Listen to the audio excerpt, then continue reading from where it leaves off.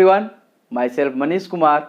आज हम बताएंगे कि जो अनअकैडमी पे डेमो वीडियो जब सक्सेस हो जाता है तो उसके बाद जो 1 मिनट का सेल्फी वीडियो बनाना होता है जिसमें खुद का इंट्रोडक्शन देना होता है, उसे हम कैसे एक बार में सही बनाएं।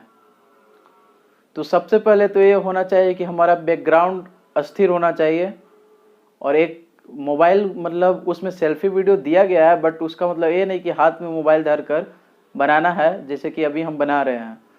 सेल्फी वीडियो अनअकैडमी में जो डालना होता है उसके लिए मोबाइल को अस्थिर रखना बहुत ही ज़रूरी है।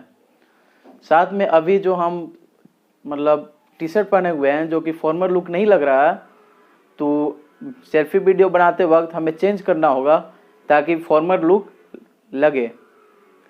और पीछे जो बैकग्राउंड में कोई आवाज़ नहीं आना चाहिए।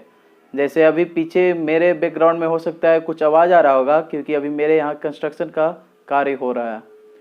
तो चलिए स्टार्ट करते हैं। सेल्फी वीडियो जो कि अनअकैडमी ने अप्रूव कर दिया है उसे हम इस वीडियो में डाल दिए हैं ताकि आप देखकर यह पता कर सके कि हमें 1 मिनट के सेल्फी वीडियो में क्या क्या डिस्क्रिप्शन देना होता है जो अनअकैडमी वालों पर अच्छा प्रभाव डाल सके।